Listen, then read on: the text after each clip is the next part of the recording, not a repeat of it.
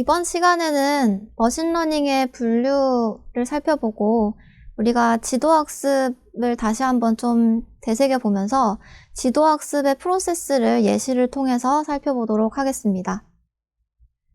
머신러닝 알고리즘은 지난 시간에 봤던 것처럼 우리가 지도학습, 비지도학습, 준지도학습, 강화학습으로 나뉜다고 했습니다.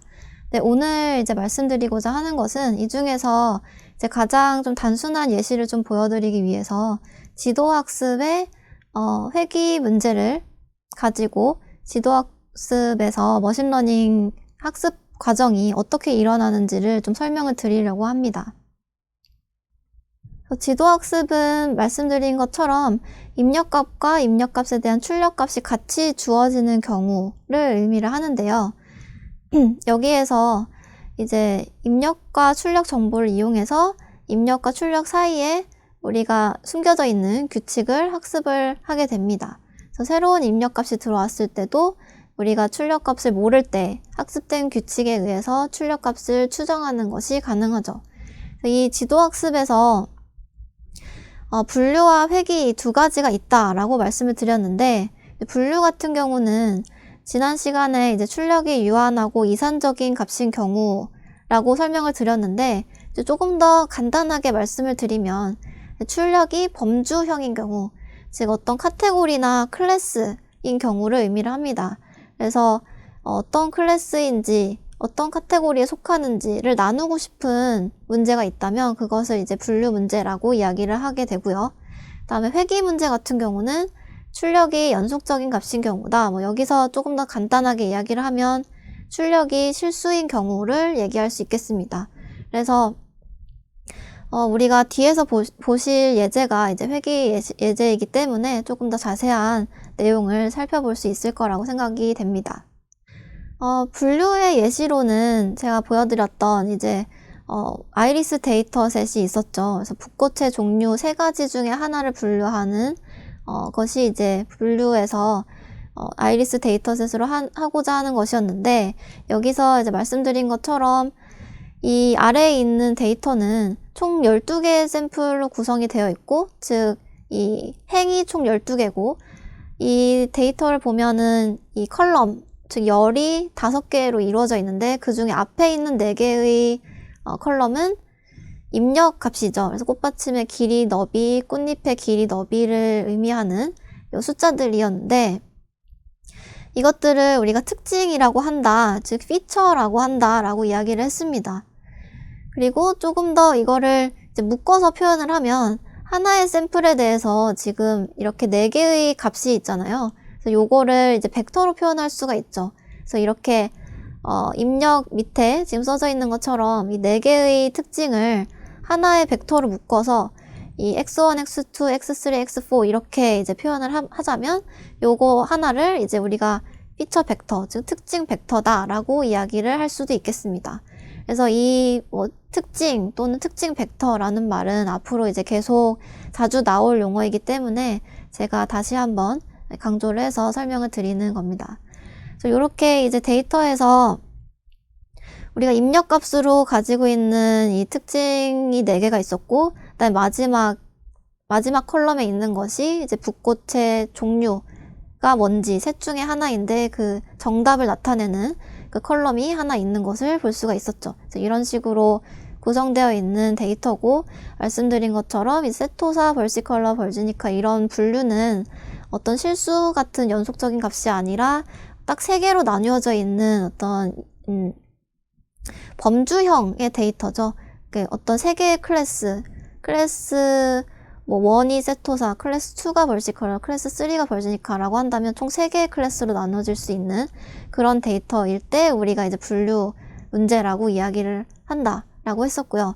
그다음에 회귀 같은 경우는 앞서 보여드린 예처럼 이제 여기서는 이제 입력이 하나의 피처, 한 가지의 특징을 가지고 있고, 그 다음에 출력 같은 경우도 하나만 가지고 있는데, 이런 식으로 이제 좀 간단한 예제이지만, 이 경우에는 이제 피처가 여러 개가 아니기 때문에 그냥 실수로 표현을 할 수도 있고, 벡터라고 한다면 벡터의 이제 차원이 하나인 경우라고도 얘기를 할 수가 있겠죠. 그래서 이런 식의 회귀 예시도 제가 저번 시간에 보여드렸습니다. 그래서 우리가 이제 지도학습의 어떤 학습 프로세스를 좀 간단하게 살펴볼 텐데요. 지금 회귀 예시를 통한 지도학습 프로세스를 보여드리려고 이제 앞서 보여드린 이 회귀 데이터를 좀 가지고 왔습니다. 그래서 이 데이터 같은 경우는 왼쪽에 보이시는 것처럼 이제 observe 데이터라고 되어 있는데 우리가 관측한 데이터가 뭐 x는 2, 4, 6, 8, 10, 12, 그다음 y는 거기에 대응되는 y 값으로는 3, 4, 5, 6, 7, 8 이렇게 있는 어떤 데이터를 우리가 가지고 있다라고 지금 가정을 하고 있습니다. 근데 이때 이제 지도학습에서 학습을 하고자 할 때 주로 이제 활용하는 방법은 이 전체 우리가 가지고 있는 데이터 중에 일부분만을 가지고 학습을 합니다. 예를 들어서 지금 여기서는 총 이제 6개의 샘플이 있는데요. 이 중에서 이제 4개의 샘플만을 가지고 이 학습을 진행하게 됩니다. 그래서 예를 들어서 지금 요 x, y 값은 사실은 이 x, y는 살펴보면 이 x와 y 값의 그 서로의 관계를 어떤 직선식으로 표현을 할 수가 있겠죠. 그래서 여기서는 우리가 모델로 여러 가지 모델을 사용할 수 있지만 그 중에서 직선, 즉 1차식을 가져와서 1차식 모델을 사용하겠다라고 모델을 선택을 했고요. 그럼 1차식 모델에서 이 x와 y의 규칙을 알아낼 수 있는 이 1차식 모델에서 우리가 모르는 값, 즉 1차식에는 보통 x 앞에 이제 기울기가 붙어 있고 그 다음에 뒤에 절편이 있죠. 그래서 이런 식으로 a와 b를 우리가 모르는 상태라고 했을 때 우리가 관측한 데이터를 통해서 우리가 모르는 a와 b를 찾아내는 겁니다. 지금 여기서는 학습 결과 a가 2분의 1, b는 2라고 나왔다고 가정을 해보겠습니다. 그래서 이렇게 이 fx를 최대한 정확하게 추정을 할 수가 있는 이 규칙, 즉 이 모델 안에 있는 어떤 모델 파라미터라고 할 수 있는 이 a 값과 b 값을 우리가 찾아낸 거죠. 그래서 이런 식으로 이제 학습을 하고 나면 이 학습에 사용되지 않은 나머지 데이터들, 지금 여기서는 이제 2개의 데이터가 있죠.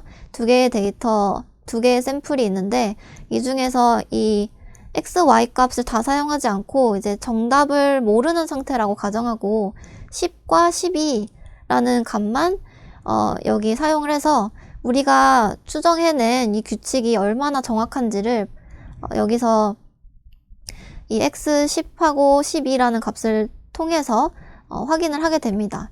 우리가 찾아낸 규칙에 의하면 fx는 2분의 1x 플러스 2라고 되어 있는데 이 식에다가 요 x 값을 넣어보면 10을 넣으면 이제 5 플러스 2니까 7이 나오겠죠. 그 다음에 12를 넣으면 6 플러스 2로 8이 나올 거고요. 이렇게 이제 우리가 찾아낸 규칙에 의해서 만들어낸 값하고 실제 정답, 즉 원래 우리가 가지고 있던 7과 8이라는 정답하고 비교를 해봐서 얼마나 이 학습이 잘 됐는지, 얼마나 우리가 학습한 규칙이 정확한지를 확인을 해볼 수가 있게 됩니다. 그래서 이런 식으로 지도학습이 이루어지고요. 이때 우리가 학습에 사용하는 데이터는 훈련 집합, 즉 트레이닝 셋이라고 이야기를 하고요. 이 트레이닝 셋 외에 우리가 이 학습된 결과의 정확도를 판단하기 위해서 사용하는 데이터를 이제 테스트 집합, 테스트 셋이라고 이야기를 합니다. 그래서 이 테스트 셋을 가지고 돌렸을 때 우리가 이 모델에서 출력된 아웃풋하고 실제 정답하고 얼마나 유사한지, 이 차이가 적으면 적을수록 더 좋은 거죠. 지금 여기는 완전히 정확하게 추정했기 때문에 차이가 0인데요. 이런 경우에는 우리가 일반화가 잘 되었다라고 표현을 합니다. 이제 왜 일반화가 잘 되었다라고 표현을 하냐면 우리가 모르는 데이터에 대해서도 정확한 값을 추정을 해낼 수 있었기 때문에 우리가 어떤 일반적인 규칙을 잘 찾아냈다라고 이야기를 할 수가 있겠죠. 그렇기 때문에 이것을 우리가 일반화가 잘 됐다라고 여기서는 이야기를 합니다. 그래서 여기서 이제 새로운 개념으로 훈련 집합과 테스트 집합 그리고 일반화라는 개념이 등장을 했습니다. 이런 개념도 앞으로 계속 사용되는 개념이기 때문에 잘 알아주셨으면 좋겠습니다. 그래서 말씀드린 이제 지도학습 프로세스를 조금 더 이제 글로써 표현을 해본 건데요.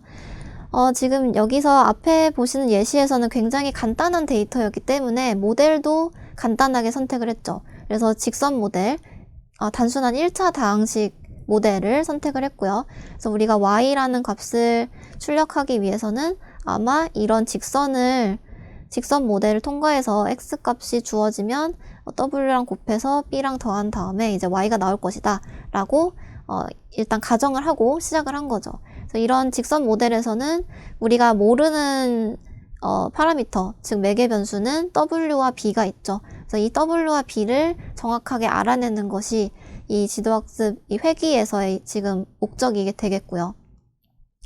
근데 여기서 이 w와 b를 알아내기 위해서 우리가 모든 w와 b의 조합을 다 대입을 해서 알아내는 것은 사실상 불가능하죠. 그래서 이런 파라미터들을 어떻게 정확하게 예측할 것인가, 이것이 이제 머신러닝 알고리즘의 핵심이라고 할 수가 있겠는데요. 여기서 일단 먼저 여기서 이제 소개해드리는 방식은 일단은 목적 함수라는 것을 규정을 하고 시작하게 됩니다. 목적 함수는 여기 오브젝티브 펑션이라고도 표현이 되어 있는데요. 우리가 하고자 하는 것이 매개 변수 w랑 b를 잘 선택해서 y 값을 최대한 정확하게 맞추는 것인데, 그렇기 때문에 우리의 목적은 이 매개 변수에 의해서 계산된 출력값, 즉 이 wx 플러스 b로 계산된 값이랑 실제 목표, 즉 정답 y 값이랑 이 차이가 굉장히 적으면 적을수록 더 좋은 거겠죠. 그렇기 때문에 이 차이를 나타내는 어떤 이 수식을 우리가 여기서 목적 함수로 정의를 하게 됩니다. 여기서는 이제 이 차이를 나타내는 수식 가운데 가장 많이 사용되는 평균 제곱 오차라는 것을 제가 가지고 왔습니다. 평균 제곱 오차는 이제 MSE, Mean Squared Error라고도 표현을 하는데요. 평균 제곱 오차는 밑에 보이는 것과 같이 이제 우리가 가지고 있는 이 매개 변수 w랑 b, 지금 묶어서 이제 세타라고 표현을 했는데, 이 w랑 b 값을 가지고 계산한 fx 값하고 실제 정답 값하고 얼마나 차이가 나는지를 빼서 제곱한 거죠. 근데 지금 보시는 것처럼 이 x랑 y 값이 페어가 여러 개죠. 샘플이 여러 개이기 때문에 이 모든 샘플에 대해서 다 요런 아웃풋하고 타겟하고 차이가 얼마나 되는지를 계산을 해봐야 됩니다. 그래서 그 부분이 이제 여기 앞에 썸으로 표현이 되어 있는데요. 그래서 모든 데이터 샘플에 대해서 이 fx와 y 값의 차이의 제곱을 계산을 해서 다 더한 것. 그 다음에 이제 n으로 나눠주면 이제 평균이죠. 그렇기 때문에 제곱 오차의 평균이기 때문에 우리가 MSE라고 표현을 하는데요. 어쨌든 이 수식이 값이 작으면 작을수록 정확하게 예측한 것이다 라고 우리가 생각을 할 수가 있죠. 그렇기 때문에 이 목적 함수를 우리가 최소화하는 것이 가장 이상적인 것이고, 이 세타를 바꾸면, 즉 w랑 b를 바꾸면 이 출력값이 바뀌기 때문에 이 전체 목적 함수의 값도 변화가 되게 되겠죠. 그래서 이 세타 값, 즉 w와 b 값을 정확한 값을 찾아내는 것이 우리의 목적이다. 그래서 최적의 매개 변수를 찾아가는 것이 이제 지도학습에서 하고자 하는 건데, 여기서는 이제 아래에 이제 의사 코드로 그 과정을 다시 한번 정리를 해 놓고 있습니다. 근데 우리가 이 뒤에 조금 더 구체적으로 어떤 식으로 이 목적 함수가 최소가 되게 하는 w랑 b를 찾을 것인가는 다음에 조금 더 자세히 살펴볼 예정이고요. 지금 일단 우리가 생각해 볼 수 있는 거는, 처음 시작은 일단 임의의 w와 b를 선택하는 것으로 시작한다 라고 생각을 할 수 있습니다. 그래서 지금 아래에도 표현이 되어 있는데요. 기계학습 알고리즘을 보시면 우리가 데이터로 훈련 집합 x와 y가 주어져 있고요. 그 다음에 출력하고자 하는 것은 최적의 매개 변수 w와 b인데, 이것을 찾기 위해서 우리가 w랑 b를 계속 바꿔줘야 되는데, 그 바꾸기 전에 가장 초기 값은 그냥 임의로, 즉 여기서는 난수를 생성하여 라고 되어 있는데 임의의 아무 값이나 W와 B로 지정을 해놓고 그 W와 B를 조금씩 바꾸면서 우리가 목적 함수가 가장 최소가 되는 방향으로 이제 W와 B를 바꿔 나가는 것이죠. 그래서 지금 뭐 여긴 조금 더 복잡하게 표현이 되어 있는데 결국에는 이 목적 함수가 작아지는 W와 B를 찾아내는 것이 이 기계학습 알고리즘에서 하고자 하는 목표라고 할 수가 있겠습니다. 그래서 요거를 좀 다르게 표현을 하면 오른쪽에 있는 수식처럼 argmin 이렇게 표현이 되어 있는데요. 지금 이 수식의 의미는 이 목적함수 j의 값이 최소가 되게 하는 세타를 찾아서 그 세타를 우리가 정답이라고 출력하겠다라는 의미입니다. 그래서 이거를 이제 수식으로 argmin이라고 이제 표현을 하는데 이런 표현도 뒤에서 다시 이제 나올 예정이니까 좀 기억을 해주셨으면 좋겠습니다. 그래서 여기서 이제 예제는 조금 더 단순한데 이제 x랑 y의 페어가 총 4개의 샘플이 있다라고 생각을 하는 거죠. 그래서 이 4개의 샘플이 있을 때 이 4개의 샘플로 이제 학습을 진행을 할 텐데요. 일단 초기의 매개 변수를 임의로 w는 0.1, 그다음에 b는 4.0이다 라고 가정을 했을 때 우리가 이 앞에서 봤던 이 제곱 오차를 계산을 해보면 제곱 오차는 우리가 이 fx 값과 y 실제 정답 값의 차이를 제곱한 것이 제곱 오차였죠. 그래서 만약에 0.1과 4가 wb로 선택이 되었다면 우리가 이 수식에서 wx 플러스 b라는 수식에서 여기 0.1, 그 다음에 여기 4가 들어간 거고 x는 우리가 가지고 있는 데이터 중에 이제 첫 번째 샘플인 뭐 2가 들어갔다라고 했을 때는 0.1 곱하기 2 플러스 4가 fx 값이 되겠죠. 그래서 그것과 이제 실제 정답인 3과의 차이를 계산한 다음에 이제 제곱한 것이 1.44라고 되어 있는데 요거를 이제 모든 샘플에 대해서 다 계산을 한 다음에 요거를 평균을 내보면 0.8이라는 값이 나온다고 하네요. 그래서 요렇게 첫 번째 이 W와 B의 조합에 대해서는 목적 함수의 값이 0.8이 나오는 것을 볼 수가 있습니다. 근데 이제 만약에 우리가 이 어떤 알고리즘에 의해서 이 W와 B의 값을 좀 개선을 해서 0.8과 0.0으로 바꿨다라고 했을 때 또 동일하게 평균 제곱 오차를 계산을 해보면 평균 제곱 오차가 조금 더 줄어든 것을 볼 수가 있죠.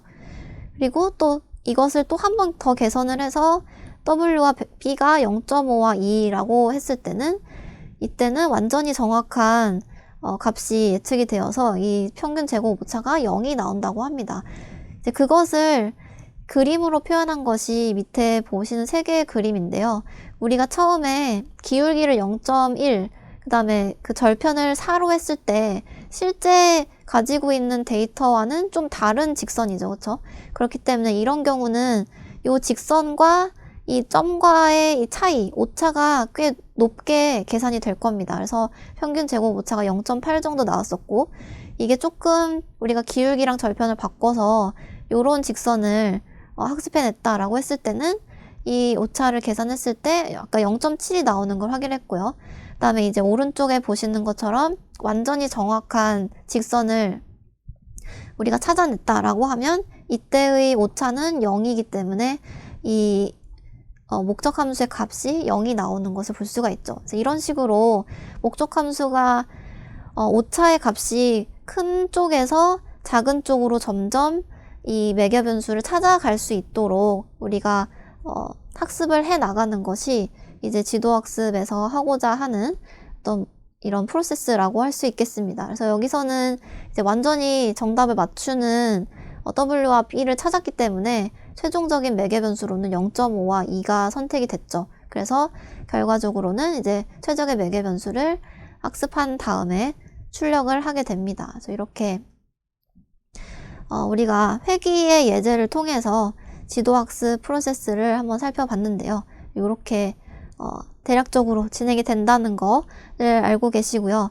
사실은 지금 제가 보여드린 예시에서는 그래서 실제로 어떻게 이 W랑 B를 점점 더 좋은 방향으로 바꿔갈 수 있는지에 대해서는 설명을 안 드렸어요. 그래서 이거는 우리가 어떤 모델을 사용하는지 또 어떤 방법을 사용하는지에 따라서 조금씩 다 다른 거기 때문에 제가 앞으로 이제 다양한 머신러닝 모델 또 알고리즘을 소개하면서 어떤 식으로 찾아갈 수 있는지를 다시 설명을 드리도록 하겠습니다. 그래서 지금 연습 문제로는 붓꽃 데이터에 이제 세 종류의 출력값, 아까 이제 세토사, 벌시컬러, 벌지니카 이렇게 세 가지가 있다고 했는데 이게 지금 보시는 그림에서는 어떤 스트링으로 되어 있죠. 즉 그냥 텍스트로 되어 있는데요. 이거를 이제 보통은 우리가 머신러닝을 뭐 파이썬이라든지 뭐 프로그래밍 언어를 사용해서 머신러닝 학습할 때는 보통 이제 어떤 벡터로 변환을 해서 표현을 하게 됩니다. 그래서 만약에 그렇게 실수 벡터로 변환해서 표현하려고 한다면 어떻게 할 수 있을까라는 질문인데요. 지금 가장 일반적으로 많이 사용되는 방법은 이제 여기서 총 3개의 클래스가 있죠. 이 3개의 클래스를 모든 요소가 0이고 하나만 1인 n디멘셔널 벡터로 변환한다 라고 되어 있습니다. 예를 들어서 지금 요 문제에서는 이제 세토사라는 어떤 그런 텍스트 대신 이 첫 번째 클래스를 나타내는 벡터를 이런 식으로 1, 0, 0 이렇게 표현을 해주고요. 그 다음에 두 번째 클래스다 라는 것을 0, 1, 0 이렇게 표현을 하고 세 번째 클래스다 라는 것을 0, 0, 1 이런 식으로 표현을 하게 됩니다. 그래서 이제 텍스트 값 대신 이렇게 100, 010, 001 이런 식으로 변환을 해서 우리가 학습할 때 사용하는 경우가 많습니다. 그래서 이런 식으로 어떤 범주형, 즉 카테고리 또는 클래스를 가지고 있는 데이터를 원핫 벡터로 변환하는 방법을 원핫 인코딩이라고 이야기를 합니다. 원핫이라는 것은 전체가 다 0인데 하나만 1인 거죠. 하나만 핫한 상태, 1인 상태인 경우 요런 이 벡터를 우리가 원핫 벡터라고 하고 이런 식의 어떤 벡터로 표현하는 방법을 이제 원핫 인코딩을 원핫 벡터를 이용해서 한다라는 방식으로 이제 원핫 인코딩이라고 이제 이야기를 하게 됩니다. 네, 이번 시간 요약을 해보도록 하겠습니다.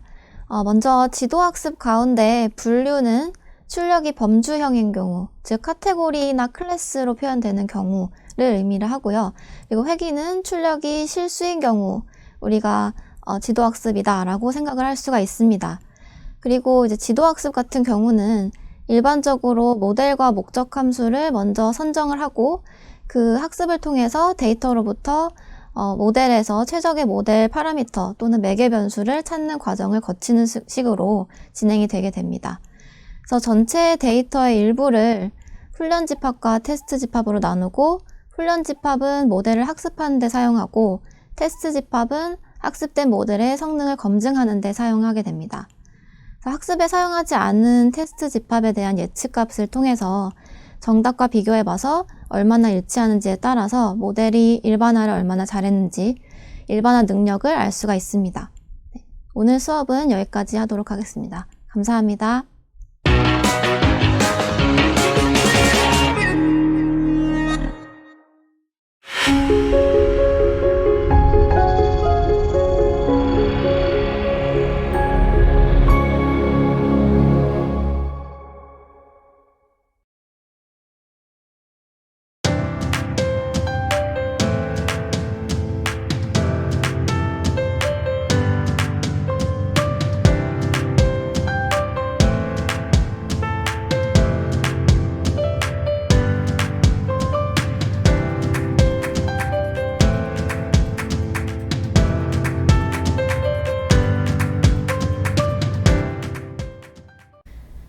안녕하세요. 이번 시간에는 머신러닝의 분류를 살펴보고 우리가 지도학습을 다시 한번 좀 되새겨보면서 지도학습의 프로세스를 예시를 통해서 살펴보도록 하겠습니다.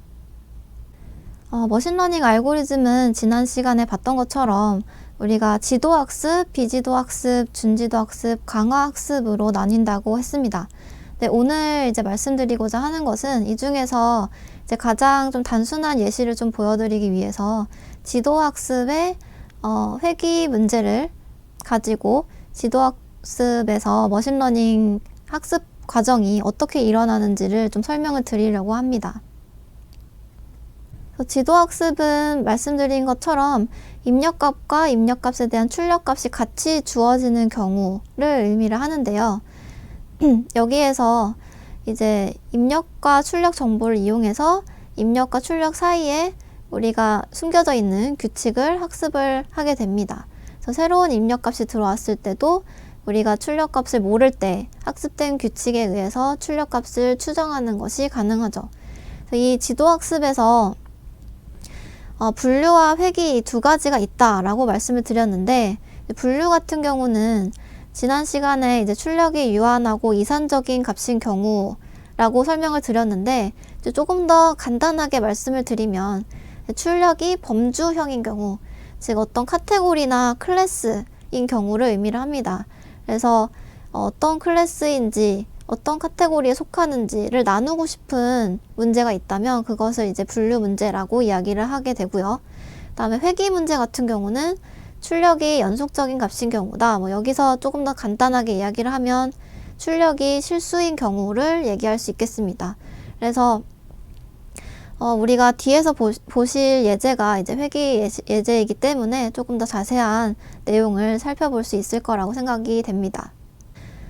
분류의 예시로는 제가 보여드렸던 이제 아이리스 데이터셋이 있었죠. 그래서 붓꽃의 종류 3가지 중에 하나를 분류하는 것이 이제 분류에서 아이리스 데이터셋으로 하고자 하는 것이었는데, 여기서 이제 말씀드린 것처럼 이 아래에 있는 데이터는 총 12개의 샘플로 구성이 되어 있고, 즉 이 행이 총 12개고 이 데이터를 보면은 이 컬럼, 즉 열이 5개로 이루어져 있는데 그 중에 앞에 있는 4개의 컬럼은 입력 값이죠. 그래서 꽃받침의 길이, 너비, 꽃잎의 길이, 너비를 의미하는 이 숫자들이었는데, 이것들을 우리가 특징이라고 한다, 즉 피처라고 한다 라고 이야기를 했습니다.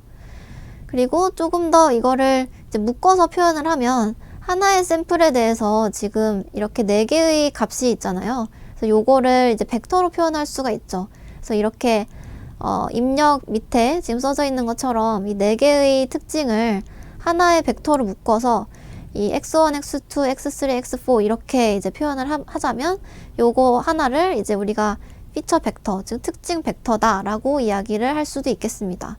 그래서 이 특징 또는 특징 벡터라는 말은 앞으로 이제 계속 자주 나올 용어이기 때문에 제가 다시 한번 강조를 해서 설명을 드리는 겁니다. 그래서 이렇게 이제 데이터에서 우리가 입력값으로 가지고 있는 이 특징이 4개가 있었고, 그다음에 마지막 컬럼에 있는 것이 이제 붓꽃의 종류가 뭔지 셋 중에 하나인데 그 정답을 나타내는 그 컬럼이 하나 있는 것을 볼 수가 있었죠. 그래서 이런 식으로 구성되어 있는 데이터고, 말씀드린 것처럼 이 세토사, 벌시컬러, 벌지니카 이런 분류는 어떤 실수 같은 연속적인 값이 아니라 딱 3개로 나뉘어져 있는 어떤 범주형의 데이터죠. 어떤 3개의 클래스 1이 세토사, 클래스 2가 벌시컬러, 클래스 3가 벌지니카라고 한다면 총 3개의 클래스로 나눠질 수 있는 그런 데이터일 때 우리가 이제 분류 문제라고 이야기를 한다라고 했었고요.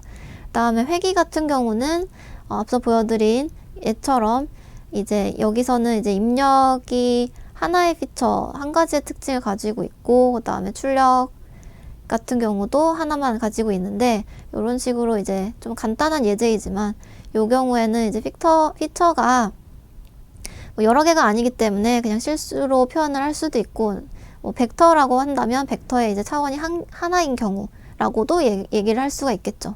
그래서 이런 식의 회귀 예시도 제가 저번 시간에 보여드렸습니다. 그래서 우리가 이제 지도학습의 어떤 학습 프로세스를 좀 간단하게 살펴볼 텐데요. 지금 회귀 예시를 통한 지도학습 프로세스를 보여드리려고 이제 앞서 보여드린 이 회귀 데이터를 좀 가지고 왔습니다. 그래서 요 데이터 같은 경우는 왼쪽에 보이시는 것처럼 이제 observed 데이터라고 되어 있는데, 우리가 관측한 데이터가 뭐 x는 2, 4, 6, 8, 10, 12, 그다음 y는 거기에 대응되는 y 값으로는 3, 4, 5, 6, 7, 8 이렇게 있는 어떤 데이터를 우리가 가지고 있다라고 지금 가정을 하고 있습니다. 근데 이때 이제 지도학습에서 학습을 하고자 할 때 주로 이제 활용하는 방법은 이 전체 우리가 가지고 있는 데이터 중에 일부분만을 가지고 학습을 합니다. 예를 들어서 지금 여기서는 총 이제 6개의 샘플이 있는데요. 이 중에서 이제 4개의 샘플만을 가지고 이 학습을 진행하게 됩니다. 그래서 예를 들어서 지금 요 x, y 값은 사실은 이 x, y는 살펴보면 이 x와 y 값의 그 서로의 관계를 어떤 직선식으로 표현을 할 수가 있겠죠. 그래서 여기서는 우리가 모델으로 여러 가지 모델을 사용할 수 있지만, 그 중에서 직선, 즉 1차식을 가져와서 1차식 모델을 사용하겠다라고 모델을 선택을 했고요.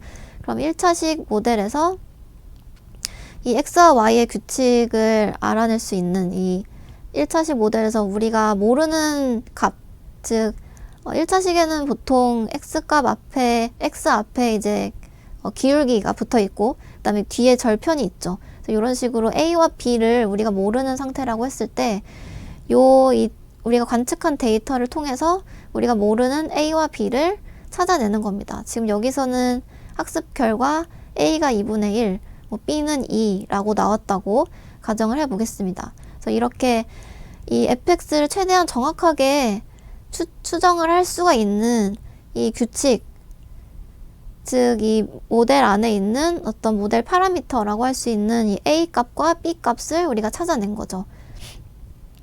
그래서 이런 식으로 이제 학습을 하고 나면 이 학습에 사용되지 않은 나머지 데이터들, 지금 여기서는 이제 2개의 데이터가 있죠. 2개의 샘플이 있는데, 이 중에서 이 x, y 값을 다 사용하지 않고 이제 정답을 모르는 상태라고 가정하고 10과 12라는 값만 여기 사용을 해서 우리가 추정해낸 이 규칙이 얼마나 정확한지를 여기서 이 x 10하고 12라는 값을 통해서 확인을 하게 됩니다.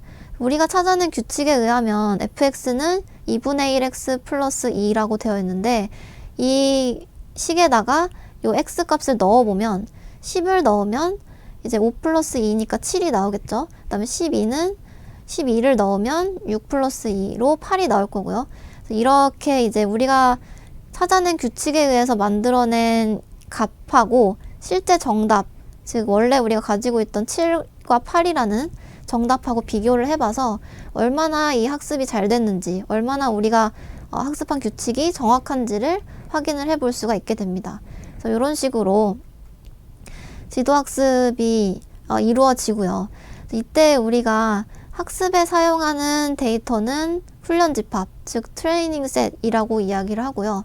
이 트레이닝 셋 외에 우리가 이 학습된 결과의 정확도를 판단하기 위해서 사용하는 데이터를 이제 테스트 집합, 테스트 셋이라고 이야기를 합니다.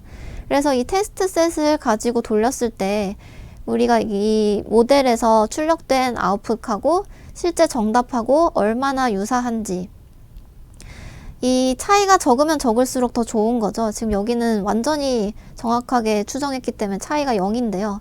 이런 경우에는 우리가 일반화가 잘 되었다라고 표현을 합니다.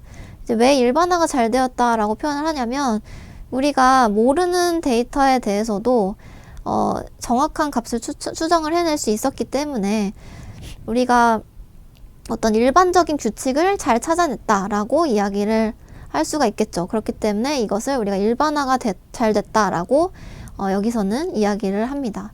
그래서 여기서 이제 새로운 개념으로 훈련 집합과 테스트 집합, 그리고 일반화라는 개념이 등장을 했습니다. 그래서 이런 개념도 앞으로 계속 사용되는 개념이기 때문에 좀 잘 알아주셨으면 좋겠습니다. 그래서 말씀드린 이제 지도학습 프로세스를 조금 더 이제 글로써 표현을 해본 건데요. 지금 여기서 앞에 보시는 예시에서는 굉장히 간단한 데이터였기 때문에 모델도 간단하게 선택을 했죠. 그래서 직선 모델, 단순한 1차 다항식 모델을 선택을 했고요. 그래서 우리가 y라는 값을 출력하기 위해서는 아마 이런 직선 모델을 통과해서 x 값이 주어지면 w랑 곱해서 b랑 더한 다음에 이제 y가 나올 것이다 라고 일단 가정을 하고 시작을 한 거죠. 그래서 이런 직선 모델에서는 우리가 모르는 파라미터, 즉 매개 변수는 w와 b가 있죠. 그래서 이 w와 b를 정확하게 알아내는 것이 이 지도학습 이 회기에서의 지금 목적이게 되겠고요. 근데 여기서 이 w와 b를 알아내기 위해서 우리가 모든 w와 b의 조합을 다 대입을 해서 알아내는 것은 사실상 불가능하죠. 그래서 이런 파라미터들을 어떻게 정확하게 예측할 것인가, 이것이 이제 머신러닝 알고리즘의 핵심이라고 할 수가 있겠는데요. 여기서 일단 먼저 여기서 이제 소개해드리는 방식은 일단은 목적 함수라는 것을 규정을 하고 시작하게 됩니다. 목적 함수는 여기 오브젝티브 펑션이라고도 표현이 되어 있는데요. 우리가 하고자 하는 것이 매개 변수 w랑 b를 잘 선택해서 y 값을 최대한 정확하게 맞추는 것인데, 그렇기 때문에 우리의 목적은 이 매개 변수에 의해서 계산된 출력값, 즉 이 wx 플러스 b로 계산된 값이랑 실제 목표, 즉 정답 y 값이랑 이 차이가 굉장히 적으면 적을수록 더 좋은 거겠죠.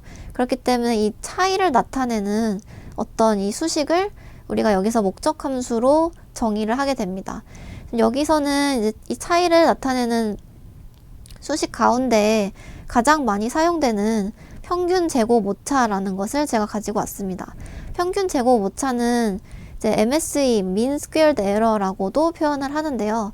평균 제곱 오차는 밑에 보이는 것과 같이 이제 우리가 가지고 있는 이 매개 변수 w랑 b, 지금 묶어서 이제 세타라고 표현을 했는데, 이 w랑 b 값을 가지고 계산한 fx 값하고 실제 정답 값하고 얼마나 차이가 나는지를 빼서 제곱한 거죠.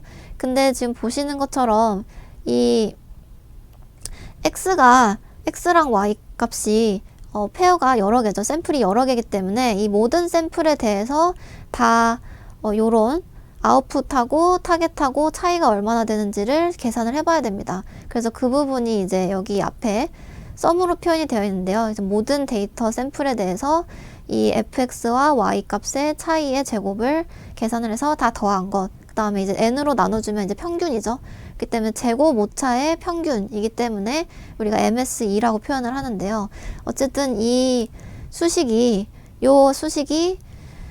값이 작으면 작을수록 정확하게 예측한 것이다 라고 우리가 생각을 할 수가 있죠. 그렇기 때문에 이 목적 함수를 우리가 최소화하는 것이 가장 이상적인 것이고, 이 세타를 바꾸면, 즉 w랑 b를 바꾸면 이 출력값이 바뀌기 때문에 이 전체 목적 함수의 값도 변화가 되게 되겠죠. 그래서 이 세타 값, 즉 w와 b 값을 정확한 값을 찾아내는 것이 우리의 목적이다. 그래서 최적의 매개 변수를 찾아가는 것이 이제 지도학습에서 하고자 하는 건데, 여기서는 이제 아래 이제 의사 코드로 그 과정을 다시 한번 정리를 해 놓고 있습니다. 근데 우리가 이 뒤에 조금 더 구체적으로 어떤 식으로 이 목적 함수가 최소가 되게 하는 w랑 b를 찾을 것인가는 다음에 조금 더 자세히 살펴볼 예정이고요. 지금 일단 우리가 생각해 볼 수 있는 거는, 처음 시작은 일단 임의의 w와 b를 선택하는 것으로 시작한다 라고 생각을 할 수 있습니다. 그래서 지금 아래에도 표현이 되어 있는데요. 기계학습 알고리즘을 보시면 우리가 데이터로 훈련 집합 x와 y가 주어져 있고요. 그 다음에 출력하고자 하는 것은 최적의 매개 변수 w와 b인데, 이것을 찾기 위해서 우리가 w랑 b를 계속 바꿔줘야 되는데, 그 바꾸기 전에 가장 초기 값은 그냥 임의로, 즉 여기서는 난수를 생성하여 라고 되어 있는데 임의의 아무 값이나 w와 b로 지정을 해놓고 그 w와 b를 조금씩 바꾸면서 우리가 목적 함수가 가장 최소가 되는 방향으로 이제 W와 B를 바꿔 나가는 것이죠. 그래서 지금 뭐 여긴 조금 더 복잡하게 표현이 되어 있는데 결국에는 이 목적 함수가 작아지는 W와 B를 찾아내는 것이 이 기계학습 알고리즘에서 하고자 하는 목표라고 할 수가 있겠습니다. 그래서 요거를 좀 다르게 표현을 하면 오른쪽에 있는 수식처럼 argmin 이렇게 표현이 되어 있는데요.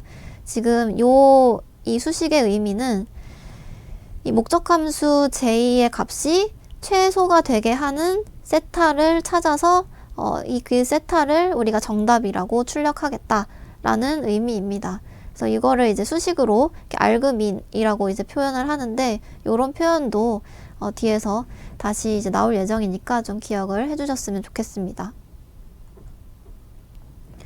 그래서 여기서 이제 예제는 조금 더 단순한데 이제 x랑 y의 페어가 총 4개의 샘플이 있다라고 생각을 하는 거죠. 그래서 이 4개의 샘플이 있을 때 이 4개의 샘플로 이제 학습을 진행을 할 텐데요. 일단 초기의 매개 변수를 임의로 w는 0.1, 그다음에 b는 4.0이다 라고 가정을 했을 때 우리가 이 앞에서 봤던 이 제곱 오차를 계산을 해보면 제곱 오차는 우리가 이 fx 값과 y 실제 정답 값의 차이를 제곱한 것이 제곱 오차였죠. 그래서 만약에 0.1과 4가 WB로 선택이 되었다면 우리가 이 수식에서 WX 플러스 B라는 수식에서 여기 0.1, 그 다음에 여기 4가 들어간 거고, X는 우리가 가지고 있는 데이터 중에 이제 첫 번째 샘플인 뭐 2가 들어갔다라고 했을 때는 0.1 곱하기 2 플러스 4가 fx 값이 되겠죠. 그래서 그것과 이제 실제 정답인 3과의 차이를 계산한 다음에 이제 제곱한 것이 1.44라고 되어 있는데 요거를 이제 모든 샘플에 대해서 다 계산을 한 다음에 요거를 평균을 내보면 0.8이라는 값이 나온다고 하네요. 그래서 요렇게 첫 번째 이 W와 B의 조합에 대해서는 목적 함수의 값이 0.8이 나오는 것을 볼 수가 있습니다. 근데 이제 만약에 우리가 이 어떤 알고리즘에 의해서 이 W와 B의 값을 좀 개선을 해서 0.8과 0.0으로 바꿨다라고 했을 때 또 동일하게 평균 제곱 오차를 계산을 해보면 평균 제곱 오차가 조금 더 줄어든 것을 볼 수가 있죠. 그리고 또 이것을 또 한 번 더 개선을 해서 W와 B가 0.5와 2라고 했을 때는 이때는 완전히 정확한 값이 예측이 되어서 이 평균 제곱 오차가 0이 나온다고 합니다. 이제 그것을 그림으로 표현한 것이 밑에 보시는 3개의 그림인데요. 우리가 처음에 기울기를 0.1, 그 다음에 그 절편을 4로 했을 때 실제 가지고 있는 데이터와는 좀 다른 직선이죠. 그렇죠? 그렇기 때문에 이런 경우는 이 직선과 이 점과의 이 차이, 오차가 꽤 높게 계산이 될 겁니다. 그래서 평균 제곱 오차가 0.8 정도 나왔었고 이게 조금 우리가 기울기랑 절편을 바꿔서 요런 직선을 학습해냈다라고 했을 때는 이 오차를 계산했을 때 아까 0.7이 나오는 걸 확인했고요. 그 다음에 이제 오른쪽에 보시는 것처럼 완전히 정확한 직선을 우리가 찾아냈다라고 하면 이때의 오차는 0이기 때문에 이 목적 함수의 값이 0이 나오는 것을 볼 수가 있죠. 그래서 이런 식으로 목적 함수가 오차의 값이 큰 쪽에서 작은 쪽으로 점점 이 매개 변수를 찾아갈 수 있도록 우리가 학습을 해 나가는 것이 이제 지도학습에서 하고자 하는 어떤 이런 프로세스라고 할 수 있겠습니다. 그래서 여기서는 이제 완전히 정답을 맞추는 W와 B를 찾았기 때문에 최종적인 매개 변수로는 0.5와 2가 선택이 됐죠. 그래서 결과적으로는 이제 최적의 매개 변수를 학습한 다음에 출력을 하게 됩니다. 그래서 이렇게 우리가 회귀의 예제를 통해서 지도학습 프로세스를 한번 살펴봤는데요. 이렇게 대략적으로 진행이 된다는 거를 알고 계시고요. 사실은 지금 제가 보여드린 예시에서는 그래서 실제로 어떻게 이 W랑 B를 점점 더 좋은 방향으로 바꿔갈 수 있는지에 대해서 설명을 안 드렸어요. 그래서 이거는 우리가 어떤 모델을 사용하는지, 또 어떤 방법을 사용하는지에 따라서 조금씩 다 다른 거기 때문에 제가 앞으로 이제 다양한 머신러닝 모델 또 알고리즘을 소개하면서 어떤 식으로 찾아갈 수 있는지를 다시 설명을 드리도록 하겠습니다. 그래서 지금 연습 문제로는 붓꽃 데이터에 이제 세 종류의 출력값, 아까 이제 세토사, 벌시컬러, 벌지니카 이렇게 세 가지가 있다고 했는데, 이게 지금 보시는 그림에서는 어떤 스트링으로 되어 있죠. 즉 그냥 텍스트로 되어 있는데요. 이거를 이제 보통은 어떤 우리가 머신러닝을 뭐 파이썬이라든지 뭐 프로그래밍 언어를 사용해서 머신러닝 학습할 때는 보통 이제 어떤 벡터로 변환을 해서 표현을 하게 됩니다. 그래서 만약에 그렇게 실수 벡터로 변환해서 표현하려고 한다면 어떻게 할 수 있을까라는 질문인데요. 지금 가장 일반적으로 많이 사용되는 방법은 이제 여기서 총 3개의 클래스가 있죠.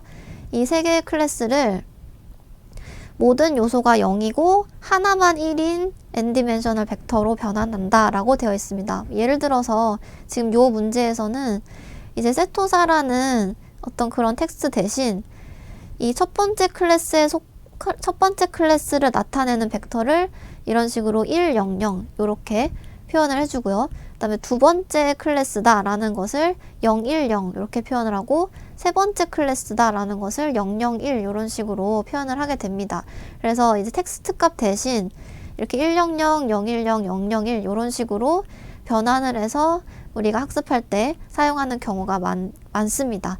그래서 이런 식으로 어떤 범주형, 즉 카테고리 또는 클래스를 가지고 있는 데이터를 원핫 벡터로 변환하는 방법을 원핫 인코딩이라고 이야기를 합니다. 원핫이라는 것은 전체가 다 0인데 하나만 1인 거죠. 하나만 핫한 상태, 1인 상태인 경우 요런 이 벡터를 우리가 원핫 벡터라고 하고, 이런 식의 어떤 벡터로 표현하는 방법을 이제 원핫 인코딩을 원핫 벡터를 이용해서 한다라는 방식으로 이제 원핫 인코딩이라고 이제 이야기를 하게 됩니다.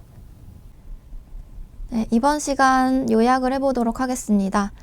먼저 지도학습 가운데 분류는 출력이 범주형인 경우, 즉 카테고리나 클래스로 표현되는 경우를 의미를 하고요. 그리고 회귀는 출력이 실수인 경우 우리가 지도학습이다 라고 생각을 할 수가 있습니다. 그리고 이제 지도학습 같은 경우는 일반적으로 모델과 목적 함수를 먼저 선정을 하고 그 학습을 통해서 데이터로부터 모델에서 최적의 모델 파라미터 또는 매개 변수를 찾는 과정을 거치는 식으로 진행이 되게 됩니다. 그래서 전체 데이터의 일부를 훈련 집합과 테스트 집합으로 나누고, 훈련 집합은 모델을 학습하는 데 사용하고 테스트 집합은 학습된 모델의 성능을 검증하는 데 사용하게 됩니다. 그래서 학습에 사용하지 않은 테스트 집합에 대한 예측값을 통해서 정답과 비교해봐서 얼마나 일치하는지에 따라서 모델이 일반화를 얼마나 잘했는지, 일반화 능력을 알 수가 있습니다. 네, 오늘 수업은 여기까지 하도록 하겠습니다. 감사합니다.